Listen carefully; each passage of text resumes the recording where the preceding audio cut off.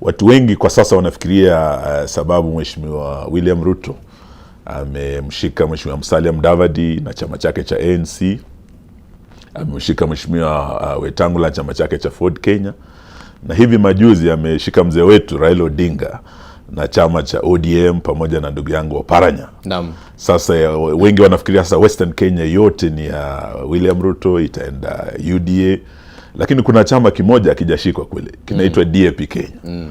Na the only party standing, the last party standing Western Kenya is DAP Kenya, and the last presidential candidate standing is Eugene Wamalwa. Niko nawe hapa asubuhi ya leo. Lakini wale wenzangu wote waliokuwa na azma ya urais, tulikuwa wanne, ni kwa mimi, Oparanya, Wetangula na Mudavadi.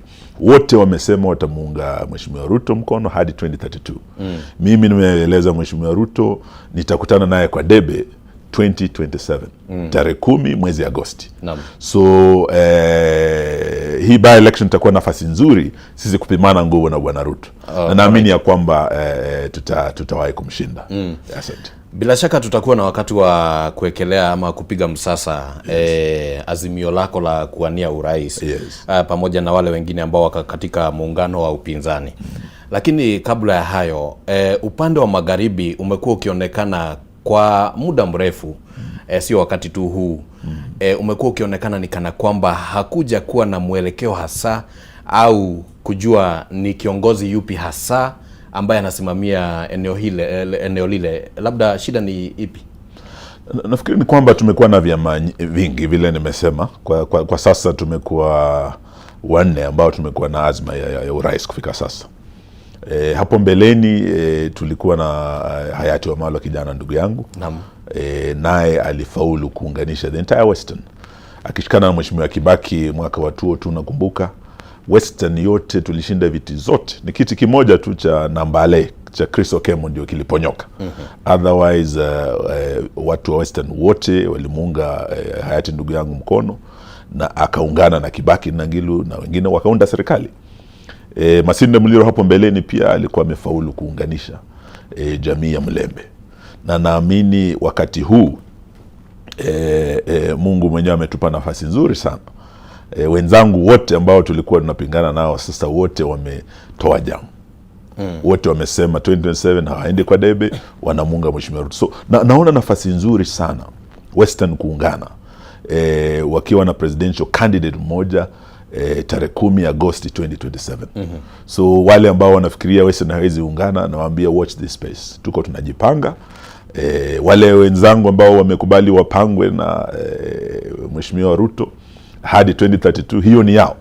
Lakini sisi tayari tumeanza mipango ya kumobilize the region, kuileta pamoja ili tuweze kupiga kura kwa debe moja tarehe 10 Agosti 2027. Na vile vile tuko tunaungana na wenzetu kutoka sehemu mbalimbali kama vile ndugu zetu wa Wiper, Mheshimiwa Kalonzo kutoka Lower Eastern.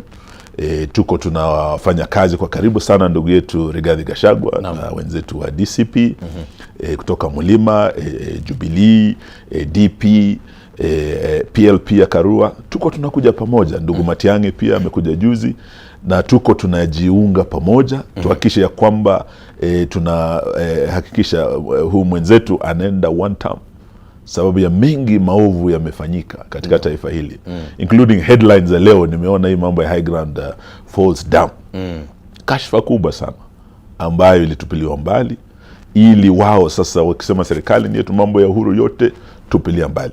Sisi wenyewe tufanye contract mpya, tupate commission yetu. Na sio tu hii High Ground Falls, hii barabara dual carriage inatakiwa iende hadi Mau Summit. Ile pia Uhuru tayari alikuwa amepata mfadhili ambayo kule Ufaransa contract ilikuwa imemalizika. Wenzetu wa bottom up kuingia wakasema hapana, hiyo mambo ya Uhuru hatutaki. Wamecancel ile pia, ili wakisign contract mpya wana commission yao, lakini ile gharama Mkenya atapata, sababu kuna penalties. Choices have consequences. When you cancel a contract, kuna zile damages zinakuja na hiyo uamuzi. So kuna mengi ambayo tunasema ile mesi kwa sekta ya elimu, sekta ya afya. Ndio sababu tunasema lazima huyu jamaa na bottom up wenzake we must bottom them out. Alright. Yes. Niruhusu tu tubaki pale kwa ukanda wa magharibi, Yes. kwa muda tu kidogo ili kwamba tukaweze kuwa na picha safi zaidi. Umenitajia viongozi kadhaa ambao bila shaka wametangaza msimamo wao kwamba watafanya kazi na Rais William Ruto. Baadhi ya viongozi ambao uliowataja ni wengi kuliko wale ambao ulitaja waliobaki upande huu mwingine wa upinzani. Ni kumaanisha kwamba wananchi wengi ama sehemu kubwa ya wananchi katika ukanda wa magharibi wanamunga Rais William mkono. Sio vile, ni viongozi ambao wameamua wafanye kazi naye. Ukienda Vihiga sasa, uende Kakamega County, Busia, Bungoma, Trans Nzoia, uulize Wakenya wa magharibi mwa Kenya, mwaka wa 3 wa bwana William Ruto, tunamuita Zakayo sababu ya ushuru. Ukiangalia from 2023 akaongeza ushuru. VAT pale Uhuru aliachia 8% kwa mafuta, alidouble from 8% to 16%. This is where the rain started beating us. Ukiguza mafuta, gharama ya maisha inapanda across, iwe nauli iwe nini, biashara yule anatumia kutransport. So haya ndio mambo wa Kenya wengi kuuliza. Sasa gharama ya maisha imepanda. 2024 wakaongeza ushuru tena. 2025 ukiuliza watu wa Western Kenya, maisha yenu yameboreshwa? Hii better plan, has it made your lives better? Kila mtu anakuambia hapana. It has made our lives bitter, sababu maisha yamekuwa magumu sana. Western Kenya is a sugar belt. Huko sisi ni wakulima. Naam. Wa miwa. Factory zetu zote zimefungwa sasa. Na sio tu kufungwa, wamefanya deals kuchukua hizi factory, kuuzia marafiki zao Wahindi, ambao sasa wako wanafuta watu wa Western Kenya kazi. Kuna watu zaidi ya 5,000 wale walikuwa wafanyikazi wa Nzoia, kuna wale ambao walikuwa Mumias, kuna wale walikuwa Mohoroni, Soni, Miwani, wote wanapoteza kazi wakati huu. So there is bitterness in Western Kenya. Na hii kura ikifika, wale viongozi ambao wameamua waseme 2 term, watashangaa Wakenya wengi Western Kenya wanasema 1 term. Na the truth of the pudding is in the eating. Hii itakuja kwa hii kura ambayo watu wataona. So viongozi wachache kuwa aligned na bwana Ruto haimaanishi ya kwamba that ita transfer into kura. Mwananchi aliyo chini anaisikia uchungu pale chini, wanasema is the wearer of the shoe who knows where it pinches. Huyo mwananchi ndio anaenda kupiga kura against Ruto awe 1 term. Sababu hii miaka 5 wameumia hivi. Sidhani wako tayari kuumia miaka 10 na Zakayo na ushuru wake. Sidhani wako tayari. Na naamini wakati ukifika, mtaona kwenye debe kura za Western Kenya zitaenda 1 term. Yes. Alright, umetaja kuhusiana na eneo bunge la Malava ambapo kutakuwa na uchaguzi mdogo. Yes. Na umesema kwamba huenda huu uchaguzi mdogo ndio utapeana mwanga. Yes. Wa ni vipi siasa za magharibi zitakaa. Lakini pia kuna swali ambalo labda linaibuka mahali hapa. Ulipokuwa unamtangaza mwaniaji wa hicho kiti kwa tiketi ya DAP Kenya. Yes, yes. Ulisema ya kwamba kuna ripoti ambayo ya utafiti ambao mlifanya inaonyesha kwamba DAP Kenya ndio inaongoza, inafuatwa na UDA, kisha inafuatwa na DCP. Sijui kama wenzako katika vinara wenzako katika muungano wa upinzani walishakubaliana nawe kwamba waondoe wale wapiganiaji wa hicho kiti.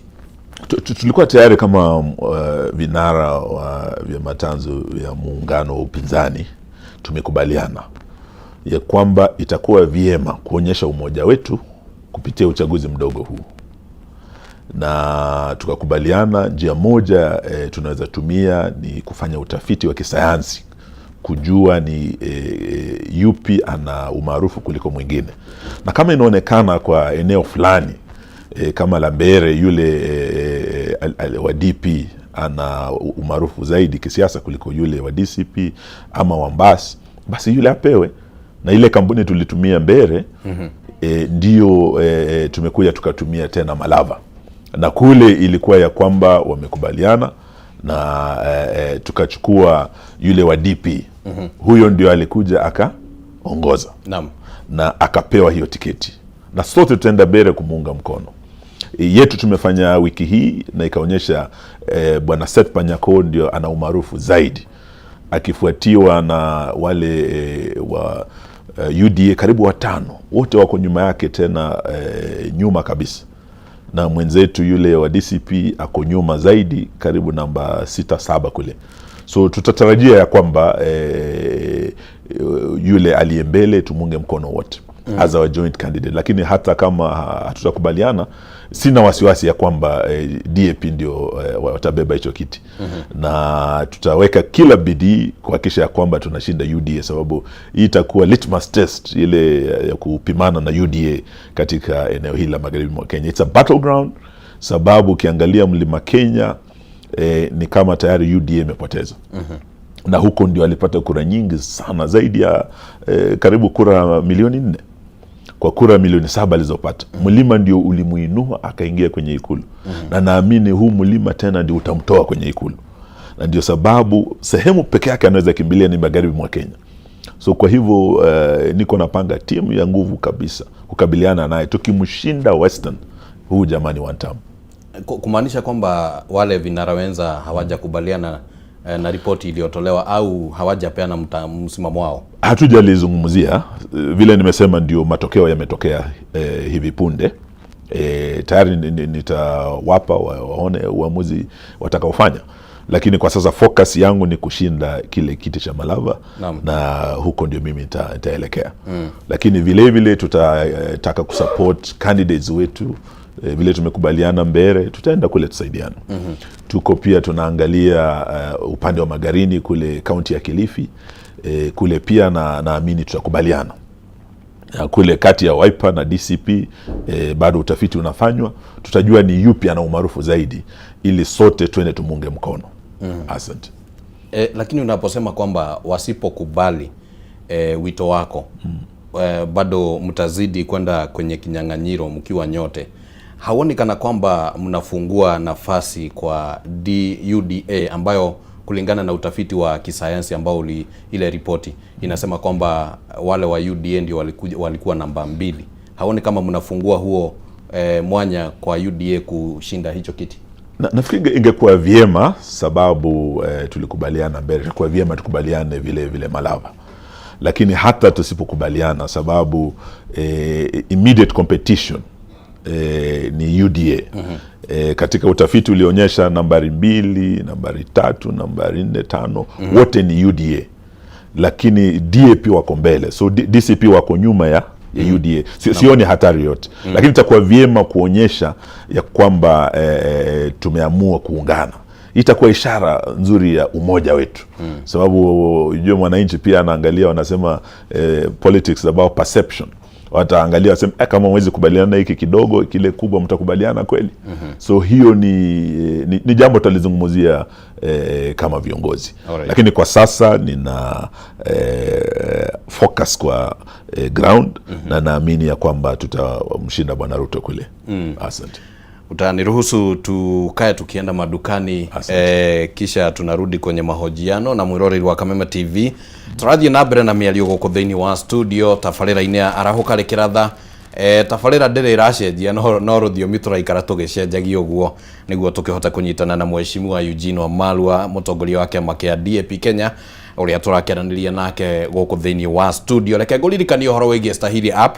Na Stahili app ukomiona thiini wa Play Store ya thimu yaku, na ungi-download Stahili app mwiroreri wa Kameme TV ni uragia na kamweke ga gukorwo ukihotanira iheo cia mithemba itiganite. Wa mbere ni uhoro wigie data bundles, na wa keri ni uhoro wigie kindu gitagwo cashback. Na kile urabatara gwika no ku download Stahili app, ugacoka ugagicokia ciuria iria cirakiheanwo hau uguo, ciuria huthu, ciuria citari ndito, ugeka survey yo, wona warikia ugatumirwo data bundles hau hatari uhoro wigie gweterera. Ninge ungi download Stahili app na wagitio wetio kindu gitagwo special code, ugekira Kameme TV, na o hau ugatugwo na data bundles mwiroreri wa Kameme TV.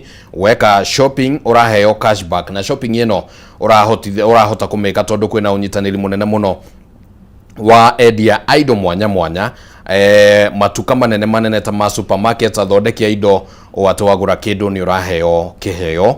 uguo niguo maundu turagithie tumabangite koguo gibarua kinene murori wa Kameme TV no ku download kindu gitagwo Stahili app thiini wa thimu yaku. Reke tucokererie thiini wa miario tukeraniria na mheshimiwa Eugene Wamalwa rucini ruru rwa umuthi ni urageria gutucorera mbica ya maundu uria makihana.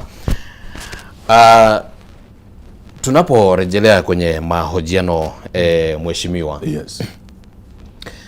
Kumekuwa na wasiwasi na vile maswali mengi yanayohusiana na iwapo kweli hasa kuna umoja kati ya vinara wa upinzani kama vile ambavyo wamekuwa wakizungumza kwenye umati, kama labda hivyo ndivyo mambo yalivyo mahali ambapo umati haupo. Hivyo ndivyo ilivyo, na naamini ya kwamba tutashangaza Wakenya wakati tunakubaliana umbeba bendera wetu ni mmoja, na wakati tuna pambana na hii serikali hadi mwisho. Kuna wengi ambao wanafikiria Mheshimiwa Ruto huenda akanunua wengine wetu. Naam. Ama tupewe nafasi kwa serikali yake tuweze kuachana. Siku ya leo nataka nihakikishie watu wa Kenya ya kwamba tayari tumeamua ya kwamba lazima tuungane hadi mwisho ndio tuweze kufaulu. Umoja wetu ndio sasa nguvu yetu kuweza kupambana na kumshinda Bwana Ruto. Vile ingawa sote ukiangalia wale kwa sasa waaniaji wa kiti cha urais katika muungano wetu tuko watano. Tuko na manaibu wa rais wawili, Bwana Gachagua ambaye amekuwa second deputy prime minister wa Kenya, Bwana Kalonzo ambaye alikuwa naibu wa rais wa 10 wa Kenya, Bi Martha Karua ambaye alikuwa waziri wa haki kabla sijaingia kwenye wizara tukiwa na Mwai Kibaki, Bwana Matiang'i ambaye tumekuwa naye pia kwa sekta ya usalama, yeye akilinda usalama wa ndani, mimi nikilinda usalama wa nje, yani defense.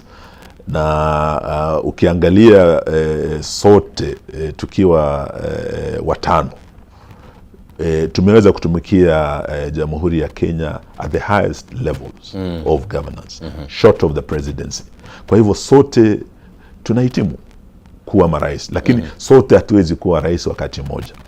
Tarehe 10 mwezi wa 8 2027 tunajua mmoja wetu anaenda kuwa rais, lakini vile tunajua ni nani hatakiwi kuwa rais tena.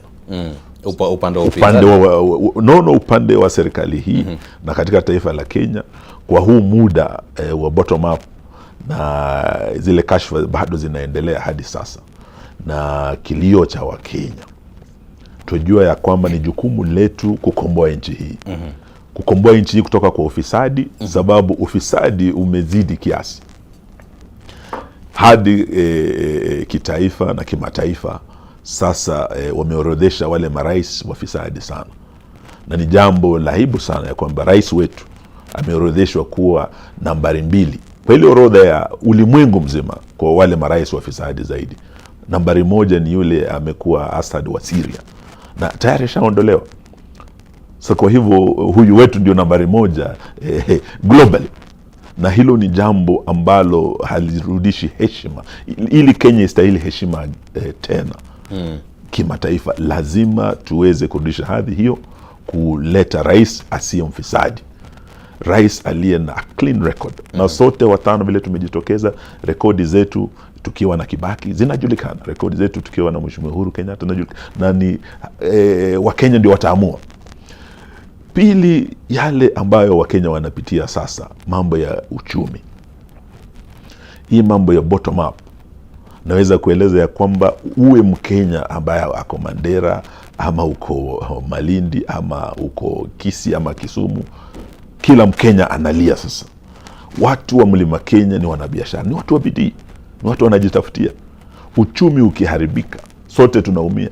Lakini zaidi Mlima Kenya ambao ndio sasa wanaongoza kwa mambo ya biashara na mambo mengi, kilio kiko kwa mlima zaidi, kilio kiko Nairobi hii zaidi.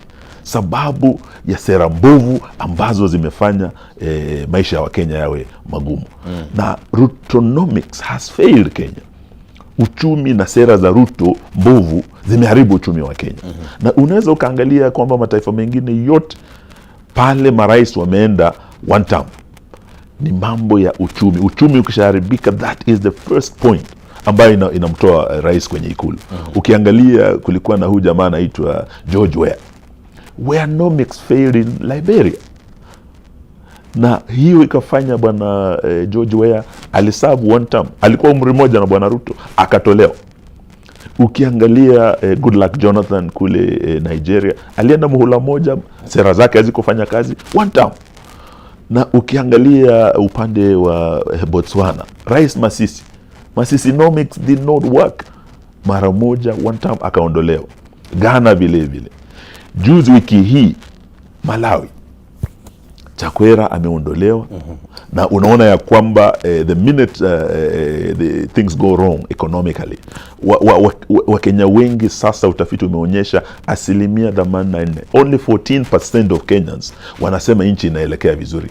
Hawana imani na mambo haya, na sio tu ufisadi na mambo ya uchumi, vile vile mambo ya haki za kibinadamu, mauaji ambayo yanaendelea. Vijana wetu wa Gen Z 2023, sisi tukianza yale maandamano ya Azimio, vijana 75 vijana wadogo kabisa. Kuja hii ya Gen Z 2024, vijana 61 wakawa. Juzi mwaka huu wanaenda ile anniversary kukumbuka wenzao, wakapigwa risasi tena 77. Vijana 61 tena wamewawa mwaka huu. Na hatuwezi tu tukasema basi tumuongezee 2 term ya bloodshed, 2 term ya mwekaji wa damu na ukiukaji wa katiba na haki za kibinadamu. Haya ndio baadhi ya mambo tunasema lazima tujitolee, tukomboe taifa letu. Na tumesema kufanya haya ni jukumu ambalo lazima tulichukulie as a sacred calling and a duty. Na hii itafanya kwamba sote tuwe tayari. Kama wanasema leo Wamalwa wewe ndio utabeba bendera, I will do my best. Lakini wakisema watapea Kalonzo ama wapee Rigiji ama Matiang'i ama Karua, mimi nitamuunga mkono. Sababu tunajua historia ya upinzani kugawanyika. Unakumbuka 92 Moi alitushinda sababu tuligawanyika. Wakati Matiba, Kibaki hawakukubaliana. Kuja 97 Wamalwa ndio huyo, Raila ndio huyo, Kibaki ndio huyo, tukashindwa tena. 202 wakati tumekuja pamoja, tukasema heri tutoe hii serikali kwanza, then baadaye tuweze kukubaliana. Wakati wa 202, wakati Wamalwa wameshikana na Kibaki na Ngilo na wengine, tulifaulu. So sisi tulipo kuja pamoja, sisi tunaelewa historia ya Kenya na yale bwana Ruto, na ni mwanafunzi wa hayati profesa wa siasa Moi kabisa, anafuata nyayo zake. Tukigawanyika hivi tunajua matokeo yatakuwa vipi. So hatutagawanyika, na leo naweza eleza watu wa Mlima Kenya tutawashangaza. Tunaenda kukubaliana, tushikane hadi mwisho, tutoe mmoja wetu kuwa rais wa 6 wa Jamhuri ya Kenya. Hatujui ni nani, lakini tunajua ni nani hastahili kuwa rais wetu tena. Ni mfumo gani utakaotumika kujua kwamba kati yako na wale wengine ambao ni vijana katika upinzani ni nani atakayeteuliwa kupeperusha bendera? Ni mfumo upi? Tumeanza sasa mikakati ya kuunda structures za coalition yetu. Juzi mmesikia tumeunda secretariat ambayo itasimamiwa na Mukisa Kitui. Huyu amekuwa mkubwa wa UN, ako na networks internationally. Hata tukiongea hivi sasa ako nje ya nchi, tunafanya networking across, na hiyo team iko tayari in place. Tumeanza kuunda timu nyingine inayoongozwa na Mheshimiwa Kipruto Kiro, ambayo sasa inaweka mikakati ya muungano huu. Na vile vile tunaendelea kuzungumuza, kusemezana kama viongozi. Tunaona ile hatari kubwa iliyo mbele yetu tukiendelea kuwa na hii serikali ya bottom up, ya broad based. Na tunaendelea kukubaliana, na tunaendelea kuweka zaidi mikakati itahakikisha ya kwamba through consensus tunakubaliana mmoja wetu abebe bendera yetu. ninaamini ya kwamba tutafaulu. Naam. Ule mkondo ambao nchi hii ilichukua 2002 ndio mkondo tunataka tuchukue 2027. Ile barabara Kibaki na Wamalwa na Ngilo walifuata, hiyo ndio barabara wanataka tufuate, na ninyi wa Kikuyu huwa mnasema ruirusha okemkaro. Naam. Yes. Ni kweli huo msemo unatumika katika upande huu wa Mlima Kenya. Yes. Lakini kumekuwa pia na hali ya wasiwasi, sintofahamu. Yes. Wakati ambapo aliyekuwa naibu wa rais Rigathi Gachagua anapozungumza hivi majuzi, ametangaza kwamba atawania kiti cha urais, na amekuwa akisisitiza kwamba yeye ndiye anastahili sana kwa sababu ya idadi ya kura ambazo atakuja nazo. Nimemsikiza akielezea kwamba ana lengo la kura kama milioni 10 hivi ambazo watakuja kuwekelea mezani. Yes. Sijui kama hilo linawapea wasiwasi kwamba anasema yeye ndio anastahili zaidi. Nafikiri halitupi wasiwasi hata kidogo, sababu tunajua anastahili, na vile nimesema, he qualifies. Amekuwa in the second highest office in the land as a deputy president. He's been part of the presidency. He qualifies to be president. Mimi, Bwana Matiang'i, Kalonzo, Karua, sote we have served as part of the presidency. We qualify. Na kila mmoja wetu ukiingia uwanjani lazima ujiamini ni wewe. Hawezi ingia uwanjani kama haujiamini, una wasiwasi. Hii nitaweza kweli? Hapana. Kama una hiyo wasiwasi, usiingie kwenye uwanjani. Usiingie uwanjani. Wewe kaa kando. Tunaamini kila mmoja wetu ambaye ameingia kwa kinyang'anyiro cha urais qualifies, and we are the best wherever we come from. There's no lesser or greater leader. We are all qualified. Now, whoever will pick as a flag bearer will only be a first amongst equals. As I've said, we all qualify.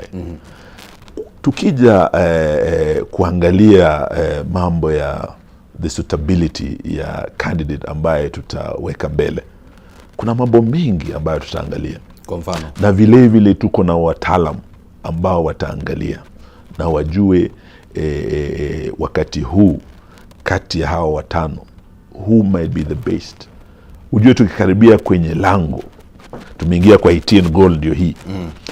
Ni vile tutakuwa wakati huo position, ni nani is best place kufunga ile bao. That is the decision itafanywa hapo. Hatufanyi sasa, sababu anajua kuna wapinzani wetu wamekuwa sema mbona mtuambii ni nani. Hiyo ni siri yetu, it's our secret weapon. Wakati tuna unleash na tunasema ndio huyo. Lakini ni mambo gani mtakuwa mnaangalia mheshimiwa? Kuna mambo mengi sana ambayo tutakuwa tunaangalia, na campaign hii will be shaped by issues. Wakati wa kura ikifika, itaonekana wazi which is the best or the most important issue that needs to be tackled, ambayo itahakikisha we knock out William Ruto. Kwa sasa vile Rigijia anasema Mlima he is the best. Mimi nimekuwa na mheshimiwa Uhuru Kenyatta, nilifanya pia kazi na ndugu yangu na hayati Mwai Kibaki, na najua wakati tunajipanga vizuri vile kila mara tumekuja pamoja na tumetembea pamoja, watu wa Mlima Kenya na Western kule Mlima Elgon, tulifaulu na Kibaki, tumefaulu na Uhuru, na naamini ya kwamba tukipanga vizuri wakati huu tena tutafaulu. Na naamini ya kwamba the numbers za Mlima ndio zilimuingiza Ruto, lakini vile vile the numbers za Mlima ndio zinaweza zikamtoa. Na hizo numbers sio jambo geni kwa siasa arithmetic ya Kenya, sababu Mlima peke yake haiwezi kafaulu kumtoa. Naam. Lazima tushikane na zile regions zingine, na tukishikana, huo umoja wetu ndio sasa silaha kali kabisa kumtoa ujamaa. Tukiangalia vizuri, Mlima tayari umewachana na Bwana Ruto.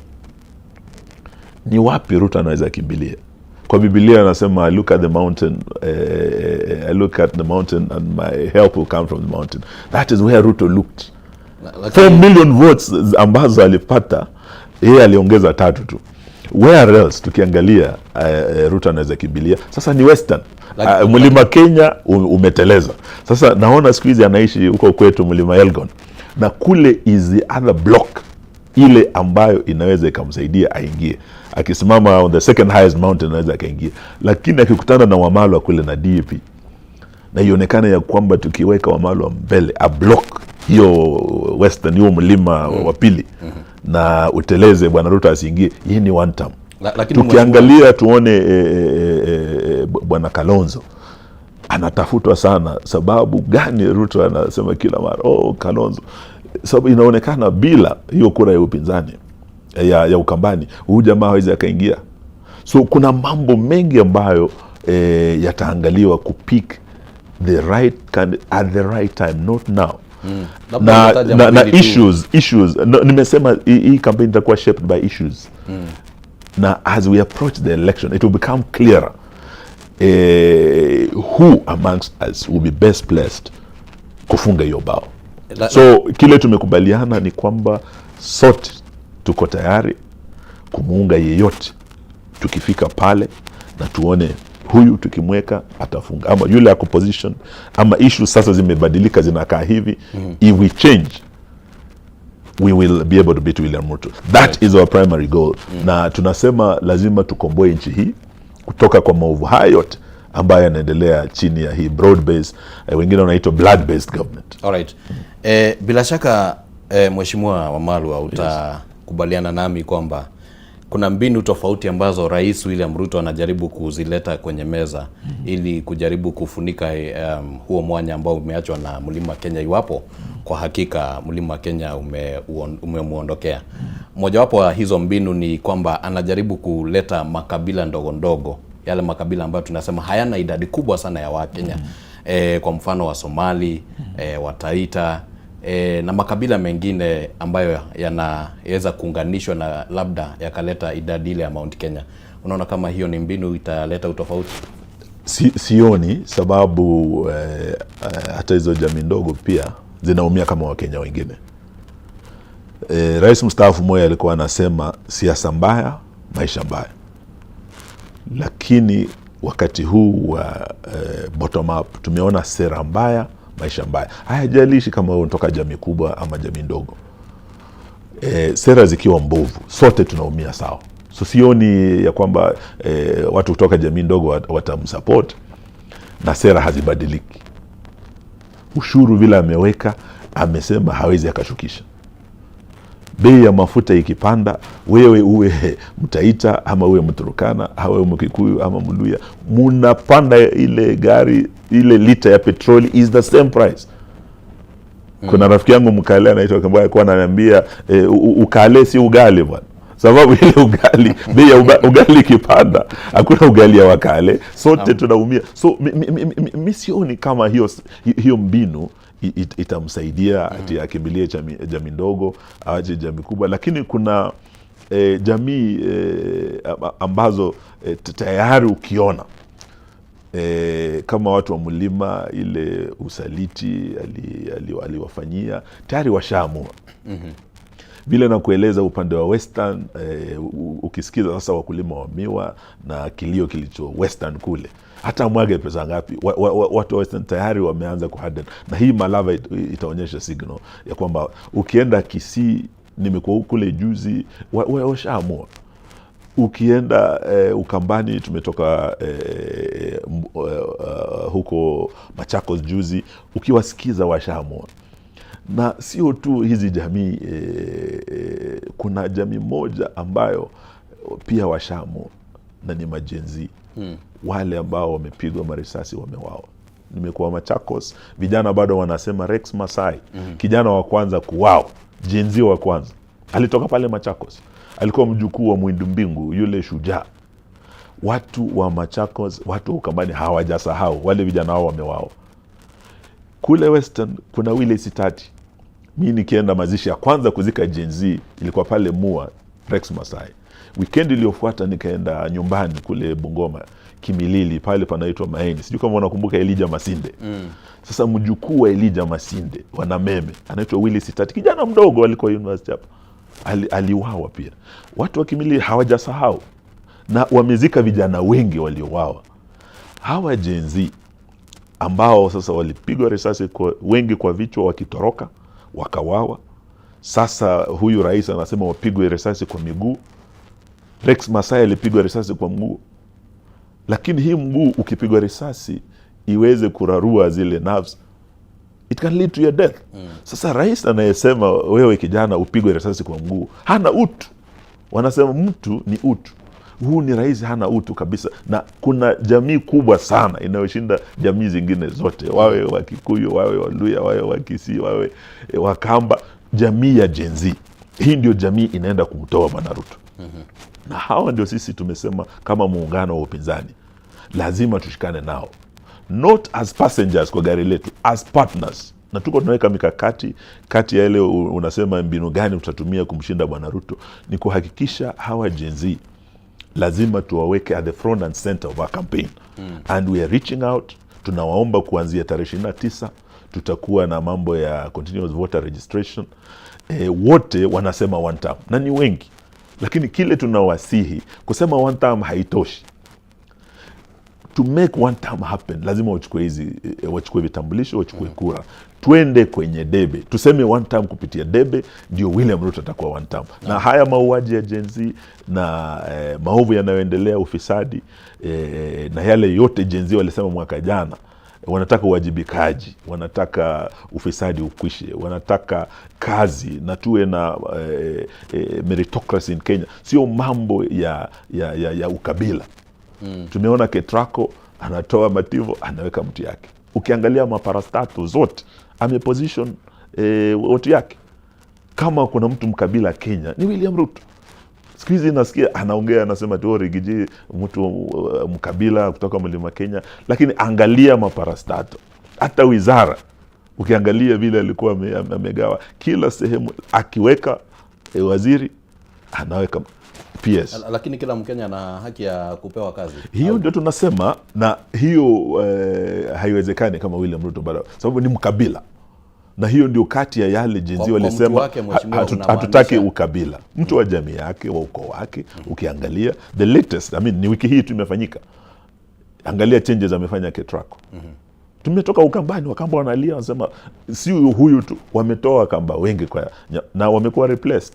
Na hayo ndio mambo tunasema. Ukiangalia yale Gen Z walisema mwaka jana, tukomeshe ukabila.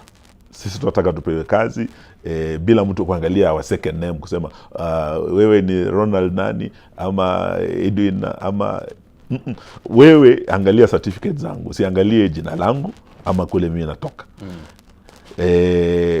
Mambo ya ufisadi, ukiangalia kashfa, hii headline tumeona leo inaonyesha just part of the scandals that are happening. Hivi sasa ukiangalia mambo ya e-citizen is the biggest scandal. Kuna watu binafsi, pesa za umma zinaenda kwa mifuko ya watu binafsi. Hawa jamaa walikuwa wanasema bottom up, pesa mfukoni. Hawakusema ni mfuko wa nani. Hivi sasa inaanza kuonekana pesa zinaenda kwa mifuko ya watu binafsi. Alright. So hawa Gen Z ukiangalia their demands, they are the demands ya kila Mkenya. Na hii kura haitakuwa ati ya kabila fulani. Hii kura itakuwa ya ukombozi, kukomboa Kenya kutoka kwa ufisadi, kwa ukabila, kwa wizi ambao unaendelea.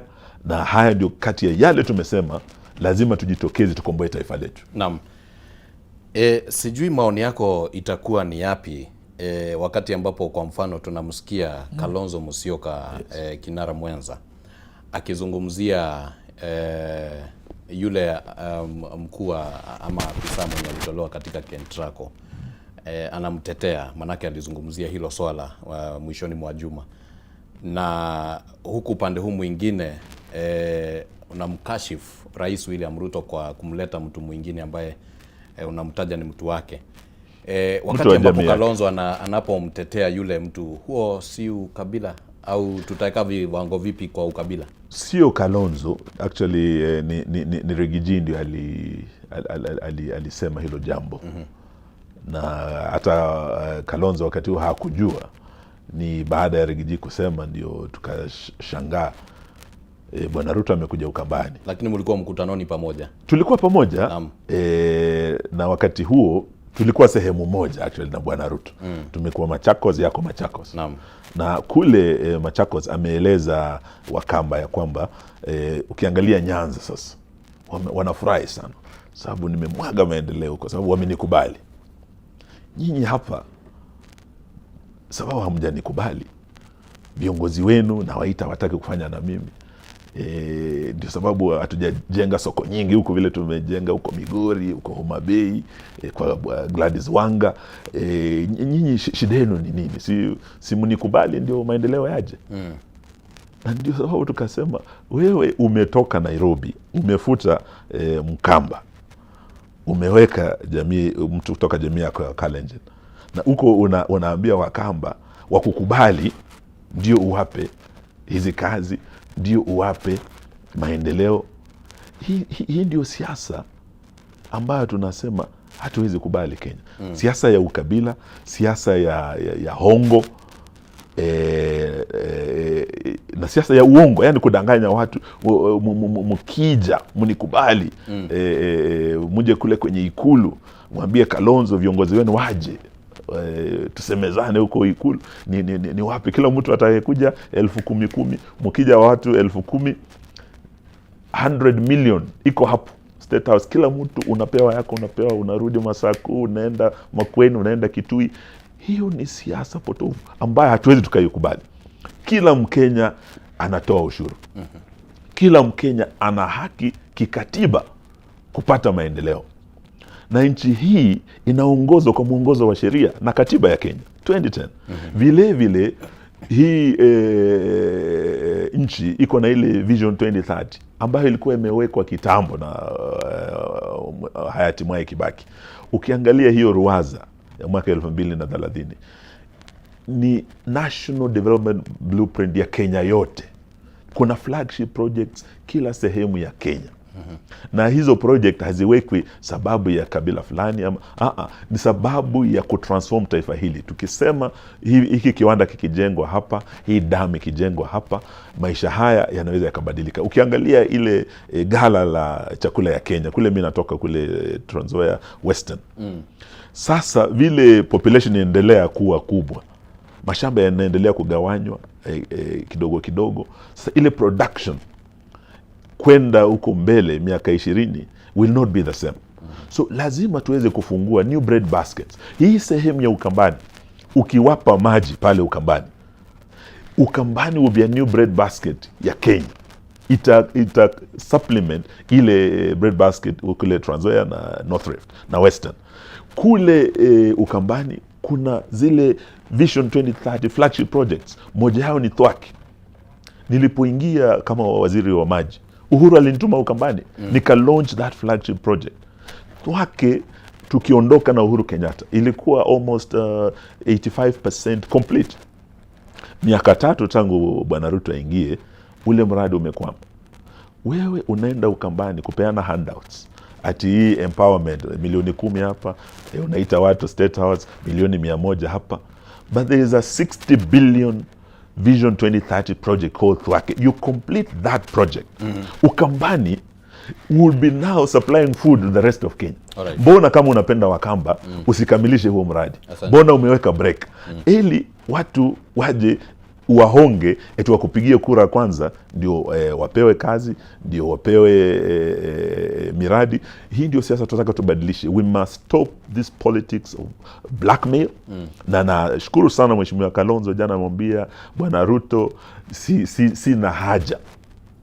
Lakini ni kitu gani ambacho kwa mfano kushawishi vya kutosha kwamba kati ya leo na miaka 2 ama wakati wa uchaguzi Kalonzo hatabadilisha mawazo na aitikie mwito? Kufika sasa tangu nianze hii safari tulianza na Kalonzo. Sasa ni miaka 2 tukianza sasa safari ya kuunda hii timu ya one term. Mwaka jana September, sijui kama unakumbuka, kulikuwa na moto wa Endarasha kule Nyeri. Wakati huo nilimuibia Rigiji siri, nikamwambia unapangiwa. Kuna jamaa huwa anaingia kama ngamia, anaingiza kichwa, anasema hajaingia kwa serikali. huyo jamaa amekuwa na sisi upande ule wa Azimio. Na ako anaingia, na akiingia atakutoa. Rigiji hakuamini. Lakini tulipokutana Endarasha, nilikuwa na Kalonzo. Wakati huu ulikuwa September. Mwezi huu ni September. No. In fact, wiki hii we'll be marking the anniversary. Tukianza safari ya watu watatu. Wakati huo Endarasha, Rigiji ndiye aliamini ya kwamba ako anatolea. Kufika Oktoba, impeachment ndio hiyo. Na wakati huo tulimwambia tutasimama na wewe, uje tuanze safari. Na ukienda kwa bunge ukiangalia, Bwana Kalonzo kept his word. Na ametuambia hata wachana na sisi na hata ungana na Ruto, hata umpe nini. Vile aliahidi Bwana Rigiji, kweli ukiangalia kwenye Senate, wale wanawaipa, Senator Wambua, Senator Kavindu, Senator Maanzo, walisimama na Rigiji. Ukija National Assembly, timu yetu ya DAP Kenya, kijana PK Salasia alisimama na Rigiji. Simiyu wa Cherangani, Mbui, Robert Mbui aliongoza timu yetu, tukasimama na Rigiji. Na hiyo safari bado inaendelea. Ndio sababu tunasema tulianza watatu. Vile ndugu yangu Wamalo alienda Nyeri akatafuta Kibaki, wakaanza safari watafuta Ngilu Kambani. Nimeenda juzi nikakutana na rafiki yangu Rigiji kutoka huko Nyeri, rafiki yangu Kalonzo kutoka Ukambani. Ile safari ya 202 imeanza. Na leo nataka niambie watu wa Mlima, ile safari tulitembea 202 ndio mkondo tunataka tutembee 2027. Tayari tumeanza. Na sio sisi watatu tu, baada ya sisi kwanza September 2024. Naam. Tumepata waziri aliyekuwa speaker JB Muturi amejiunga nasi. Martha Karua amejiunga nasi, PLP. Tuko na Matiang'i amejiunga nasi. So unaona team inaendelea kupanuka. Waziri Linturi ametoka akajiunga nasi. The team is growing stronger. Ile tutahitaji ni support. Kama wataka tubadilishe Kenya, tunawahakikishia sisi tumeamua tunaenda hadi mwisho. Tunaomba tutembee pamoja. Tukitembea pamoja kutoka Mlima Kenya hadi Mlima Elgon, kutoka huko Kisii hadi Kitui, tutafaulu. We have done it before.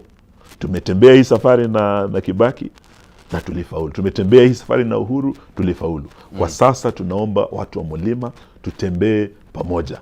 Kuna msemo ambao huo Wakikuyu wanasema, unajua tumetembea na rafiki yangu Uhuru Mlima sana. Wakikuyu unasema ukienda kuwinda lazima uchunge ni nani unaenda kuwinda naye. Na ukiangalia wakati tulienda kuwinda na Kibaki tukafaulu. Tukienda kuwinda na Uhuru tukafaulu. Watu wa Western nimewaambia hii safari tukishikana na hii Mlima sasa tutafaulu. Yaani huwa wanasema Wakikuyu gare hitagwa the budo na mudhoniu. Asante sana. Hapo ndio tuko natafuta wadhoni huko kwa Mlima. Ili tutembee pamoja, tuwinde pamoja na tutafaulu. Msiwe na wasiwasi hata kidogo. Naam. Nataka tuende kwa mapumziko mafupi tu. Lakini kuna jambo ambalo ningependa tukaliekelee kwenye vipimo. Kwa mtazamo wako ukiwa kama wakili, huenda unafikiri kwamba Rigiji ama aliyekuwa naibu wa rais amepita viwango vya kisheria kuweza kusimama ikilinganishwa na kesi ambazo ako nazo za kubanduliwa katika ofisi? Labda kwa dakika moja hivi. Yes. No, vile nimesema, hii safari si mara ya kwanza sisi kutembea pamoja na marafiki kutoka Mlima Kenya. Ndugu yangu Wamalo atembea na Kibaki wakafaulu. Mimi nimetembea na Uhuru, rafiki yangu sana, ambaye sasa amestaafu na tunafanya kazi naye bado na chama chake cha Jubilee kwenye Mlima. Wakati tumeanza safari ya kuunda serikali na Uhuru Kenyatta, wakati huo tulikuwa watatu tena, ilikuwa mimi, William Ruto na Uhuru Kenyatta. Wakati huo tulikuja kulaunch TNA. Nakumbuka wakati huo mimi ndio nilikuwa running mate wa Uhuru. Tukilaunch TNA, Uhuru sasa akitangaza azma yake ya urais. Tulikuwa hapa KICC hapa Nairobi. Na wakati huo alikuwa anakabiliwa na mashtaka ya ICC, mashtaka mazito sana. Na kuna wale ambao walikuwa wamesema eti a person accused of crimes against humanity cannot lead the same humanity. Mimi nilipoingia kama waziri wa haki nikasema our fidelity is to the law and the constitution of Kenya. Hiyo katiba inakupa ruhusa hata kama una face serious charges namna gani, na iko appeal. Until you exhaust that, you are still eligible. Because hata kwa ile Rome Statute yenyewe inasema the principal presumption of innocence until proven guilty stands until umeexhaust zile processes zote. Kama haya yalikuwa madai ya crimes against humanity, rafiki yangu Uhuru Kenyatta overcame. I'm the one who endorsed him as president and I asked why not. Wakati huo Uhuru alipofaulu, he's the president. Kesi iliendelea ikamalizika. Hivi sasa tunavyoongelea bwana Rigiji, mambo yake bado yako kotini. Until I exhaust hizo processes zote, he is eligible to run, na mtu asiwatishe eti Rigiji hawezi akasimama kura. Naam. Asante. Naomba tuende mapumziko mafupi tu, kisha tutarejelea ili kwamba utupe mawazo yako kuhusiana na kipengee cha 99, kipengee cha 75 cha katiba ya nchi, na vile vile uamuzi uliotolewa na mahakama kuu wakati wa Songo, ili tuweze kuwekelea hayo mambo katika vipimo. Tukwamba guikiria ro hanini no mbere ndaereke nguririkania ati Jumamothi ino iroka tariki 27 mweri uyu ni Jumamothi ino iroka Kameme FM na Kameme TV ni gakorwo igikurehera mugithi munene muno kuria mwena wa Meru. Ni kigwa kuhihwo murio outdoor arena haria club BVB county ya Meru. Ni ugokoshemania na pilot mwenyewe first officer Jeff Jeroge wake gwa kuhihwo murio mari na DJ Kariz 254. Mugithi uyu no ugagukinyira live kuhetukira Kameme FM na Kameme TV ni tariki 27 mweri wa Jumamothi ino iroka. Na riu tukwamba guikirio ro hanini turacokereria niguo tukorwo tugithie na mbere na direct na mheshimiwa Eugene wa Malu ndugathie kuraya.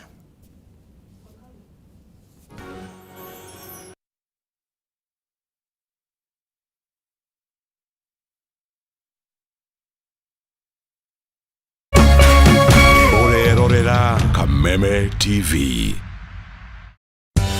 Hihi tokoro uhuthagira thimu yaku o kuhura, gutuma SMS kana gutumira WhatsApp tu, ureke tugucanure uria ungihota kwigira iheo nayo. Jishikie rewards. Urafata o ku download app ya Stahili, weke survey o nini, uheo data, more internet, more live. Gutire gweterera na ndurarihio onake. Nitunyitanire na endia indo mwanya matukaine na thondeki indo gutigirira o ate wagura kindu ukaheo rewards. Download Stahili app omothe, wekira special code Kameme TV na hau otugwo na iheo ta cashback coupons. It's that simple. Zawadika pap na Stahili.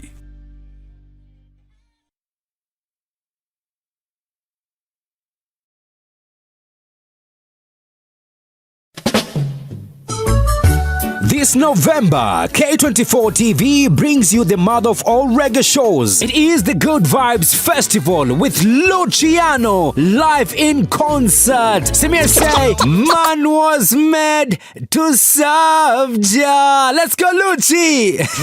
Drop it. And together we live for this concert will be held at the ASK The Dome Jamhuri Park Showground on the 22nd of November. Book your ticket sasa hivi kupitia Little Events Ticketing. Advance tickets ni 2K for regular, VIP 4K, VVIP ni 6K. Kwa get itakuwa ni 25 for regular, 5K for VIP na 8K for VVIP. You can't afford to miss this, me brother, me sister. It was a lonely night.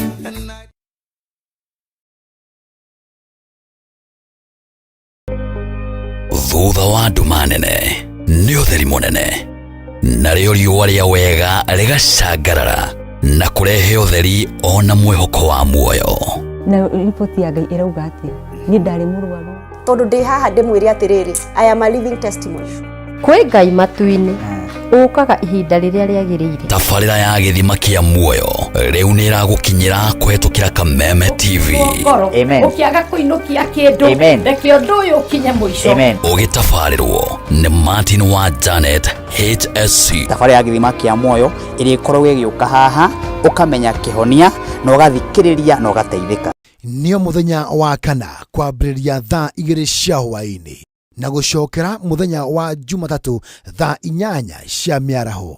Ndũkahetũkwo nĩ tabarĩra ĩno nĩamu haha nĩho gĩthima kĩa muoyo.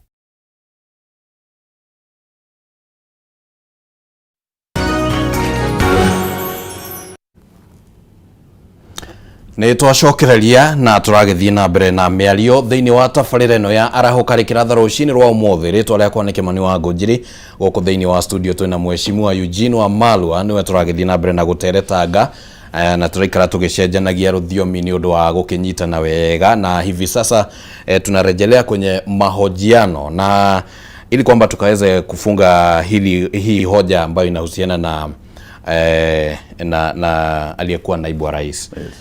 Kuna hivyo vipengee ambavyo nimevitaja, kipengee cha 75 na kipengee kidogo cha 3 na vile vile kipengee cha 99. Vyote vinazungumzia kuhusiana na ni jinsi gani ni mtu anafaa kuruhusiwa kuwa anahudumia watu katika ofisi za umma.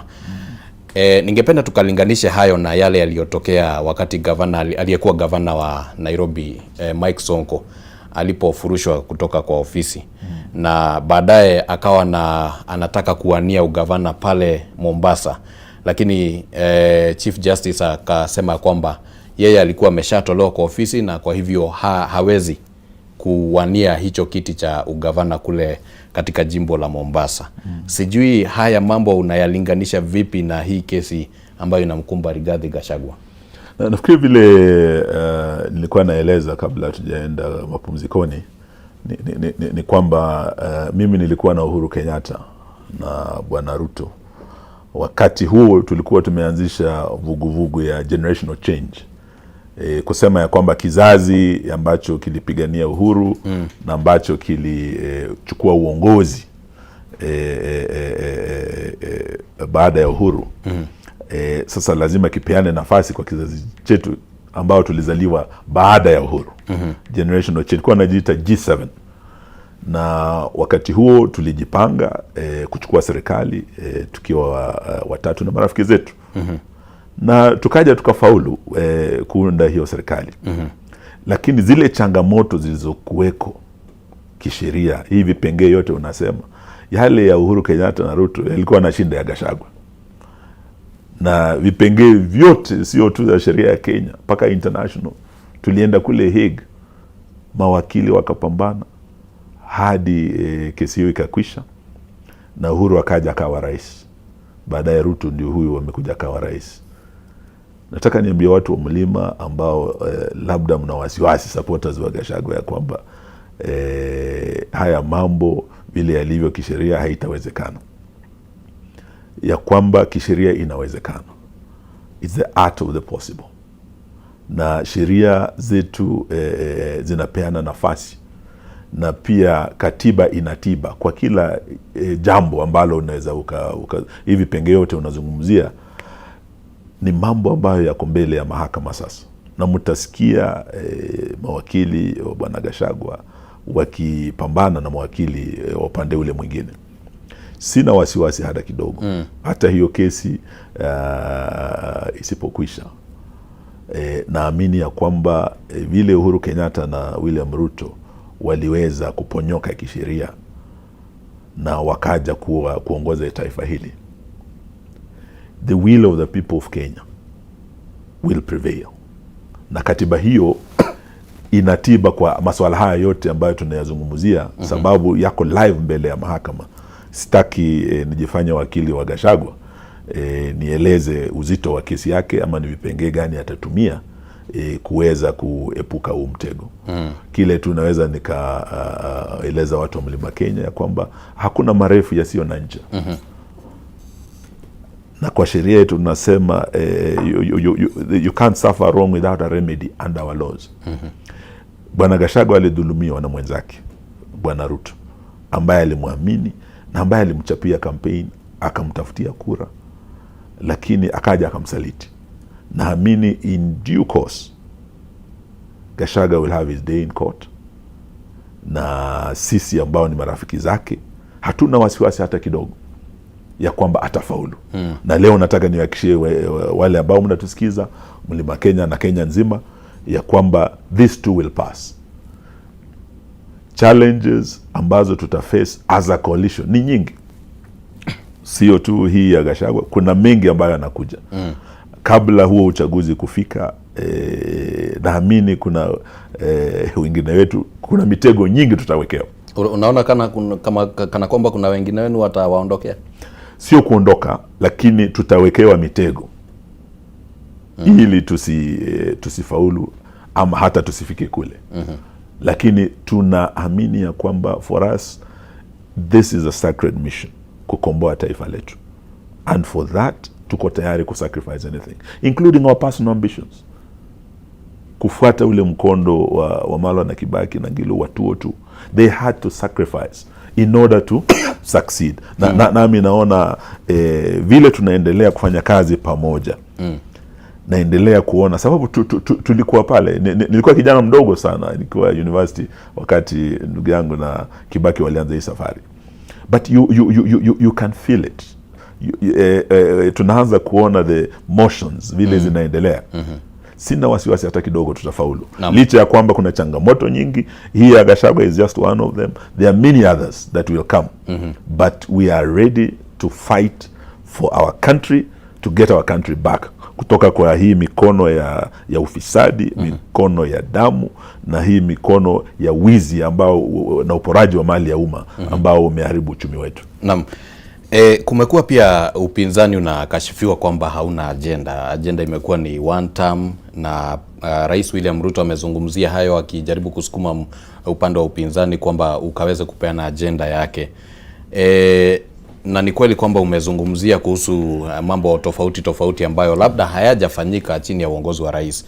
Lakini agenda ya upinzani itatangazwa lini? Au ni wakati mgani mwafaka wa kuitangaza? Agenda ya upinzani ni ku-address issues of concern to Kenyans. Number one issue ni ufisadi. Kama kwenye ikulu, yule aliye kwenye ikulu ndio mfisadi nambari moja, sio Kenya, sio Afrika Mashariki, sio Afrika, dunia nzima.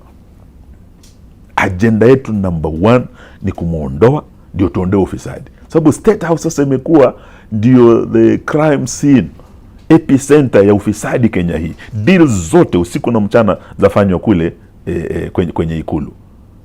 Bribery yote sasa inafanywa kwenye ikulu.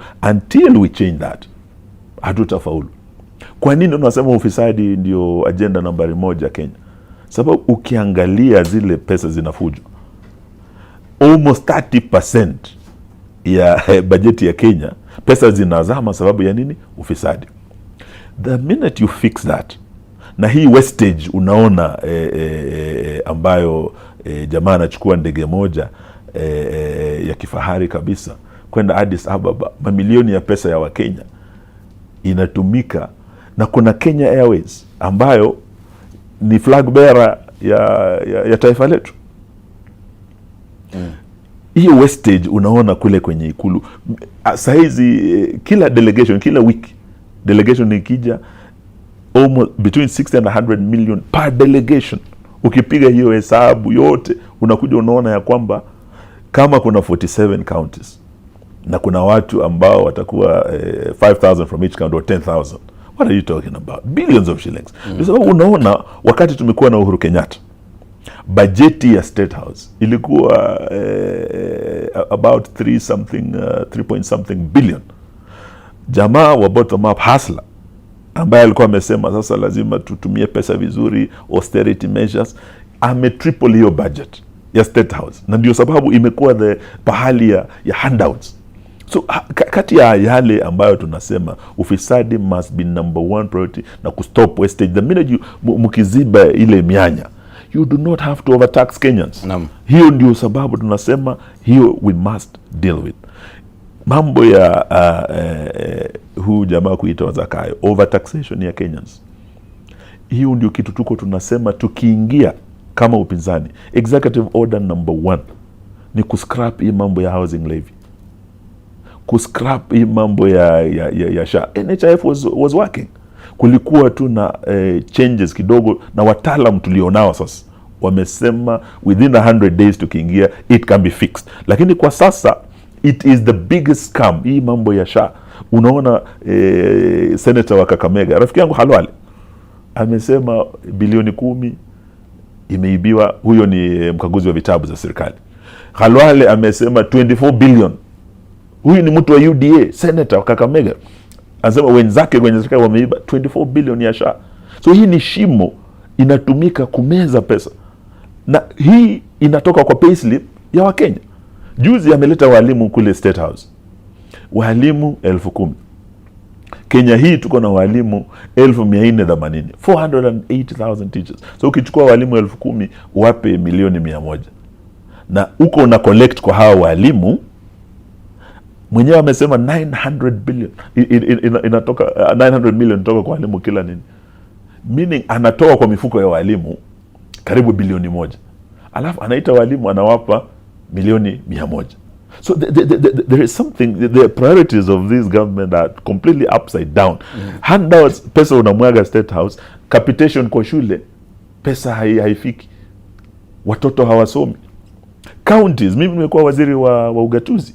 Kufika sasa ukiuliza magavana wetu, huu ni mwezi wa 4, wafanyikazi wa counties zetu 47 hawajalipwa. Kimani, Ngujiri, hizi familia kwa county 47 wanaishi vipi? Wewe enda bila salary yako, landlord ndio yeye amekungoja. Wewe kuja hapa, fare yako unakujaje?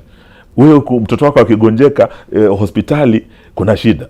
Tukiwa na Uhuru Kenyatta tulikuwa na Linda Mama. Wamama wetu, uwe mama wa bibi wa bodaboda ama mwalimu ama polisi, bibi anazaa bure. Linda Mama ilileta dignity to the lives of all our mothers, all our wives.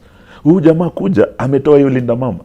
And you find that hii pesa you're handing, giving handouts kwa hospitali hakuna madawa. Shule ndio hizo, wafanyikazi wa counties hawana mishahara. The 4th month, there's something wrong. Lakini priorities are totally upside down. Ndio tunasema when our agenda is to remove Ruto, is to end this wastage, to end this corruption, to reverse these poor policies kwa SHA, kwa university funding model ambayo imefail, CBC, we have our work cut out, and our agenda is remove Ruto, end the bad policies, end corruption, end tribalism, end the bloodshed.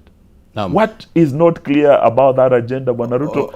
It only starts and ends with Ruto 1 term, restore the good policies that were there, and we have a seasoned team that was with Kibaki, that was with Uhuru, that had policies from free primary education, secondary education, to Linda Mama. We know the things we need to do from day one. We are not going to learn on the job, Kimani Ngujiri. All right. We are ready kukomboa taifa letu. Lakini hata tunaposema hivyo mheshimiwa, kwa heshima kuu sana, juma lililopita au tuseme wiki kama moja hivi imeisha, Rais William Ruto alikuwa na sherehekea miaka 3 tangu alipoapishwa, na wakatoa ratiba ya mambo mengi ambayo wamejaribu, wanasema kwamba wameweza kuyafanya kwa wananchi. Kama iwapo kama ni ukweli au la, hilo ni jambo lingine, lakini walitoa the list ya yale mambo ambayo wameweza kuwafikia. Hatukuona upinzani ukija na mbadala wa kusema hapana, haya mambo hayajafikiwa, na iwapo yamefikiwa, imeafikiwa kwa hivi viwango. Pili, mwaka uliopita au tuseme mwaka huu bajeti ilisomwa. Na wakati ambapo ilisomwa, iwapo ni bajeti ya kufinyilia wananchi, hatukuona upinzani ukija na bajeti ya kusema ya kwamba ingekuwa tuko kwenye serikali tungepeana bajeti ya aina hii. Mbona upinzani unaonekana kana kwamba unangojea wakati ule, na wakati huu hakuna mambo ambayo yanazungumziwa ile ya ku counter the government? Sababu it will be a waste of time. Kama mtu anadanganya mwingine, hilo ni jambo la kawaida. Ama anadanganya wengine, hilo ni mambo ya kawaida. Lakini mtu kujidanganya mwenyewe si jambo la kawaida. Ndio sababu tumeona hawa jamaa wanasema, angalia achievement zetu, SHA inafanya. Sijui kuna Wakenya milioni ngapi hapo. Ukienda kijiji chochote ulize watu, SHA inafanya. Nimekuwa Kakamega, kuna hospitali ya St. Mary's Hospital. Imekuwako Mumias for 100 years. Hii hospitali hata kabla, wakati wa ukoloni, hospitali ilikuwa inafanya. Serikali ya Jomo Kenyatta, hospitali ya St. Mary's ilikuwa inafanya. Miaka 24 ya Moi, hospitali ya St. Mary's inafanya. Miaka 10 ya Kibaki inafanya. Miaka 10 ya Uhuru, miaka 3 ya Ruto ameangusha hospitali ya over 100 years. Alafu unaenda ati Ruto at 3, SHA is working. Go to Kakamega, Bwana Ruto, waziri wako mkuu Musalia ameenda kule, wananchi wenyewe wamepiga kelele because ukiuliza watu Mumias hospitali yao imefungwa, wanakuambia SHA is not working. Senator wa Kakamega wa UDA mwenyewe ananiambia SHA is not working. Sasa wewe kuweka orodha ya vitu ambavyo and number 1 SHA is working, sio ni kujidanganya mwenyewe. Na hii tunaambia Bwana Ruto, you can fool some people sometimes, you can even fool all the people sometimes, but you cannot fool all the people all the time. Chuma chake kimotoni. 10th August 2027 ni one term. Is the only way tunaenda kukomesha hii mambo ya uongo, hii mambo ya kujidanganya, hii mambo ya ufisadi, mauaji na the failed autonomics because of the poor policies. Mimi nimekuwa Oxford kama waziri wa maji, tulienda kuangalia sera zetu in the water sector reforms. Kuna profesa mmoja pale ameniambia ya kwamba in fact it was a very profound statement in English. Yani umuhimu wa sera nzuri kuboresha maisha ya wananchi wa taifa lolote. Na sehemu mbili ambazo ni muhimu sana ni sehemu ya afya, sekta ya afya na sekta ya elimu. This is the lifeline of any nation. Ukipata serikali ambayo ina fail in those two sectors, then it has no business kujiita serikali. Na huyu profesa alisema umuhimu wa sera ni kwamba lazima tuwe na utafiti kwa kila, kabla haujabuni sera kama serikali. Lazima ufanye utafiti wa kutosha wa kisayansi, ndio sera hiyo ikibuniwa iweze kuboresha maisha ya Wakenya. In fact, kwa kizungu alisema science without policy is still science. Sijui kama unaelewa Kimaningujiri. Science without policy is still science. But policy without science and research is gambling. And this is what we are seeing under this Ruto regime. They are gambling with lives of Kenyans. Ya watoto wetu. Failed university funding model. Hii vitu ya amefanya sijui jopo ngapi kuangalia mambo ya sekta ya elimu. We are not seeing order. What we are seeing chaos in the education sector. Health sector the same thing. So hapa ndio tunasema we have a gambler in State House who is gambling with the lives of our children that will affect generations to come. This cannot wait. And this is why tumesema we must come together. We must sacrifice anything to komboa nchi yetu. Naam. For this we are ready to sacrifice. Asante sana. Tutarudi madukani kisha tutakuja tukimalizia katika mahojiano yetu siku ya leo. Gosho ugemuhera muiroreri wa Kameme TV. Ndiye kana gukorora ku ni kuria kwa nyama kana ni kuria gwake.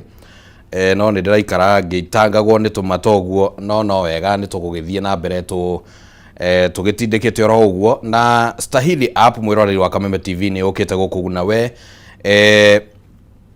ntondo wona wa download Stahili app thiini wa thimu yaku kiria uracoka kuguneka nakio ni ati no uheo data bundles na no uheo cashback. Wona wa download Stahili app ugeka survey kana ugacokia ciuria iria cikiuretio hau thiini wa Stahili app niguo ugagicoka ukaheo data bundles na to uguo tondu ungi download Stahili app na tugithiaga na mbere na tafarira eno mwiroreri wa Kameme TV ucoke wikire special code ya Kameme TV o hau ugatugwo na data bundles. Weka shopping uraheo cashback oro hau hatiri horo wa gwetera no horo uyu urahotekeka tondu kwina unyitaniri munene wa endia indo mwanya matuka manene ma supermarket athondekia indo itiganite aria marateithiriria ati ugakorwo ni uramukira iheo na koguo gifarwa kinene kiria ugukorwo wi nakio ni gia gukorwo download Stahili app thiini wa thimu yaku. Turathie na mbere na miario guku thiini wa studio tukinyitanira na Mheshimiwa Eugene Wamalwa ni mutongoria wa kiama kia DAP Kenya na tutaenda tukimalizia. Asante. Nafikiri tumejaribu kuguzia mipango ya upinzani na vile vile umeguzia kwa mapana na marefu yale ambayo unahisi kwamba Rais William Ruto hajaweza kuwafikia. Lakini kwa vipimo vyako kati ya 1 na 10 unaweza sema amefika kiwango kipi hivi? Nafikiri kwa utendakazi wake? Ruto at 3, nitampa 3. Utampa 3. Ruto at 3, naumpa 3 out of 10. Utampa 3. Hiyo ni he has failed. Na yale yote ambayo alikuwa ameahidi, akija akisema ako na plan yake ilikuwa inaitwa the better plan, bottom up economic transformation agenda. That better plan has not worked. Lives of every Kenyan jakuwa better. Uliza anyone na utapata ya kwamba hilo ndio jibu lao. Lakini wako wanasema tuwape muda, hii miaka 3 haitoshi, waendelee. Lakini kama hawangefanya hii miaka 3, imebaki sasa ni mwaka 1 na miezi kadhaa, sioni yoyote yakibadilika hapa. Bila shaka kwa wewe kumpatia 3 kuna maanisha hakuwezi kosa jambo moja ambalo ameweza kuwatendea wananchi. Ni jambo hili gani moja ambalo unasema linamfaa? Nafikiri yale ambayo naweza sema jambo la subsidized fertilizer, yani kuboresha kilimo, hapo wamejaribu, licha ya kwamba ilikumbwa na ufisadi. Sababu hawa jamaa ufisadi unawafuata kila pahali, hadi sisi kama wana DAP na kutoka sehemu ya wakulima kule, tunaangalia sana mambo ya kilimo. Walipoleta fake fertilizer ya DAP, sisi ndio tulikuwa wa kwanza kusema hii fertilizer sio DAP. Actually whistleblower kwa hii fake fertilizer kwa kijana mdogo wa MCA wa DAP Chemuche Ward pale Malava, anaitwa Sikolia. Alifungua mfuko hivi, anaona mchanga, mavi ya punda ndani hapo na mawe, akasema hii sio mbolea ya DAP.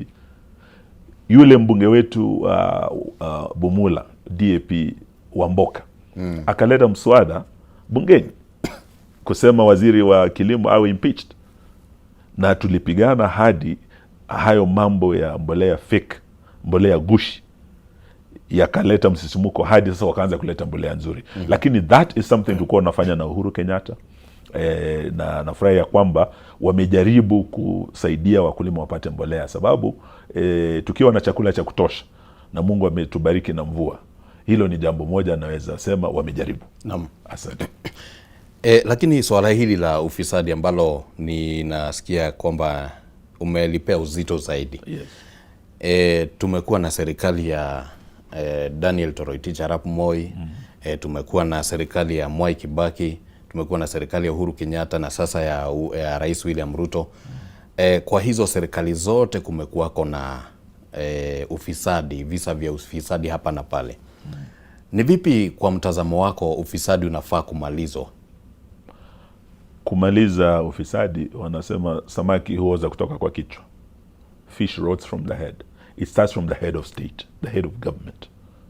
Siku ile tutapata kiongozi aliye msafi, asiye na doa la ufisadi, asiye na rekodi ya ufisadi, siku hiyo nchi hii itakombolewa kutoka kwa ufisadi. Lakini ukichukua kiongozi amekuwa na kashfa nyingi za ufisadi na umweke pale, kama alikuwa anaiba na mkono moja, sasa ataanza kuiba na mikono yote mbili. Na hiyo ndio sababu tunaona hii nchi sasa na serikali hii imekuja kuwa serikali ya wash. Sababu wale jamaa tumeingiza kule ndani, wengi ni watu wa wash. Walipatikana na kashfa nyingi sana. Land grabbing, hiyo sasa ndio inaendelea. Ukienda Naivasha, Ndabibi pale watu wanalia, tumetoka kule Umasaini wanalia. The land grabbing going on is on a different level. Lakini wale wako ndani walikuwa na record hiyo. Kulikuwa na ugonjwa wakati wa YK92, wakati wa Moi, ulikuwa unaitwa land grabiosis. Hiyo ugonjwa umerudi sasa. The scandal ile inaendelea katika sekta ya ardhi. It is on another level. So hauwezi ukamaliza ufisadi ukiweka mfisadi ambaye tayari globally amejulikana kuwa mfisadi. It will start with the day. Na mimi nasikia watu wanatuuliza wakati wengine tukitembea na Kalonzo wanao kusema sasa nyinyi Ruto ana pesa nyingi, mtamweza namna gani? Siku ile tutaacha kuabudu pesa na kusema yule amenipa ndio utampa kura, na tuangalie maadili.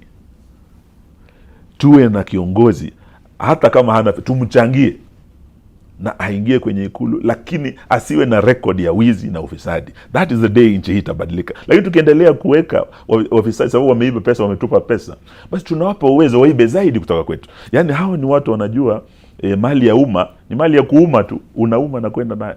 Unaona kama tumefikia huo wakati kwamba nafikiri wakati huo umefika, na mimi nikijitokeza vile nimejitokeza kuomba Wakenya wanipe nafasi, wataangalia rekodi yangu. Ukiwa na Kibaki ulisomea hii wizara, kama kulikuwa na kashfa pale na ulihusika, kaa kando.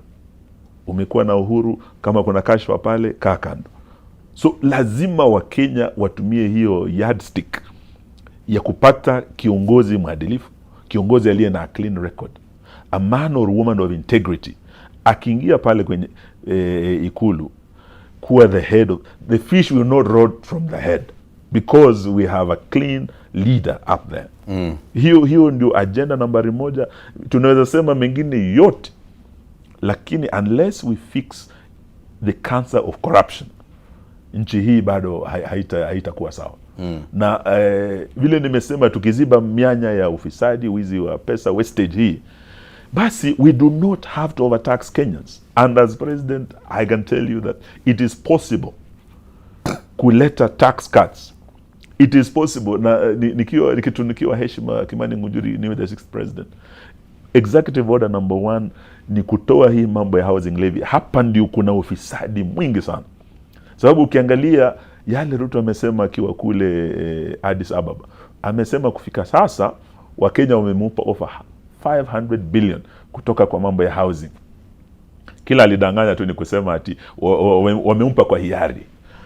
Kenyans are suffering. Amefinya watu wa payslip, they have nothing. Ukisikiza walimu, labda alikuwa tayari ashachukua pesa, ana loan yake analipa, amejenga nyumba, amejengea wazazi, na unaambiwa on top of that utalipa housing levy, upende usipende. Hata Ngunjiri, nikiangalia payslip yako, mimi nikiwa na Uhuru Kenyatta, hauko unaumia vile unaumia sasa. Ni ile tu hausemi, lakini pesa ile imetolewa mfukoni mwako kwa housing levy unaumia. Ile hausemi, ile imetolewa kwa SHA unaumia. Tunasema executive order number 1, if I'm the 6th president or any one of us, tumekubaliana is to reverse hii scam ya SHA na hii scam ya housing levy, because with the 500 billion uko najenga nyumba anasema 1200-300. Now it looks like ana pesa nyingi hata kuliko zile nyumba, na hizi ndio pesa sana natumia kuhonga magavana. Pesa ya housing levy imekuwa pesa ya market levy, inaenda kujenga masoko. We governor Nyeri, wachana na Gachagua, kuja fanya na mimi, nitakujengea soko 40. We governor hapo Machakos, Wavinya, kuja wachana na Kalonzo, nakupa soko 20. Now money for housing levy should be for housing. Inakuwaje sasa hizi ndio zinajenga hizi soko mpaka anaanza kujenga stadium? It means there's so much money. Overtax Kenyans and he has more money than he needed. All right. That thing we are going to scrap. SHA hapa ndio sasa wizi yote iko. Tulipompeleka kotini alikuwa na deal 3 zile tuligundua: kuuza JKIA kwa Adani, kuuza Ketraco kwa Adani, mambo ya stima. Ya 3 ilikuwa SHA. When we went to court, akadrop JKIA Airport, akadrop ile ya Ketraco. Kwa nini alikatalia SHA? It is because yeye is a direct beneficiary kwa hiyo SHA. Na uhakika mheshimiwa unaweza toa Yes, we have evidence. We have evidence. And we know vile hii pesa inakuwa siphoned into private accounts. And these are some of the things tukiambia wa Kenya tunataka Ruto must go. It's because corruption starts at the head. The fish starts rotting from the head. Asante. Housing levy ukiangalia yeye mwenyewe is a partner kwa simiti hii na bwana Devki. Hii mambo ya chuma, hizi nyumba vile unasema anasherekea sana, on every house they're making money out of Kenyans. Sasa wewe endelea kuumia kwa payslip yako, lakini yeye pesa iendelee kuingia mfuko wake, sio wako. Bottom up, pesa mfukoni. Ni mfuko wa nani? Sio Kimani Ngunjiri, ni mfuko wake mwenyewe. Asante mheshimiwa, tunashukuru sana kwa sababu ya wakati ulio tupatia. Yes. Lakini labda kwa sekunde 30 ili kwamba tukaweza kufunga mzozo uliokuwepo kati yako na naibu wako katika chama, gavana wa kule Trans Nzoia, umetatuliwa? Yes, huo tumeunda kamati ambayo inaumaliza. Ni chama cha demokrasia. Naamini ya kwamba yeyote aliye na azma, sababu yeye ni gavana wangu, tena naibu wangu kule kwenye chama, lakini gavana wangu Trans Nzoia, na mpango wetu ni kwamba amalize muhula wake wa pili, alafu tuweze kumwachilia. Kwa sasa he's doing a good job. Hata juzi wakati wameorodhesha performance ya governors, I was very proud of him, kwamba amekuwa the second best baada ya yule gavana wa Nandi. So he's doing a good job, na tutamu-encourage aendelee na hiyo kazi vizuri, amalize the second term. Lakini kwa sasa mzozo wote uliokuweko kwenye chama tumemaliza. Focus yetu vile nimesema ni Malava. Asante. Mimi sina time kupigana na watu wa chama. I have all the time kupambana na Bwana Kasongo na huyu Zakayo na ushuru wake. That is where my focus is. Asante sana. Tunashukuru sana kwamba umetupatia wakati. Tumezungumza mengi yanayohusiana na siasa hapa nchini, na tutazidi kupata wakati tuzungumze mengi kadri yanavyoendelea kujileta na vile ambavyo yanaendelea kuibuka. Asante sana, na ukirudi Western pia peleka salamu za Kameme TV kule. Na ninajua tuna wafuasi wetu kule, kuna watazamaji wetu kule wengi sana. Kule upande wa Kitale. Mimi mwenyewe nimesomea pale Kitale. Shule gani? Pale Weaverbird. Yes. Pale tu jirani kwako, jirani tu kwako. Hapo ni nyumbani kabisa. Kabisa. Asante na karibu ututembelee. Asante sana. Hauni hotogo kinya dereti na Mheshimiwa Eugene Wamalwa, mutongoria wake amakia DAP Kenya roshine roro rwa omothe, na riu tukwamba guikiria ro hanini twamukire rugambi rwa kiratha tugicokereria tukwariria horo wigie ugitiri, na muno tukirikana miaka 12 kuma riria nyumba ya Westgate ya tharikirwo ni itoi cia Al-Shabab, na ni tugukorwo tukimurikania atia thutha ucio maundu macokete guikara. Ndugathengie mutambo.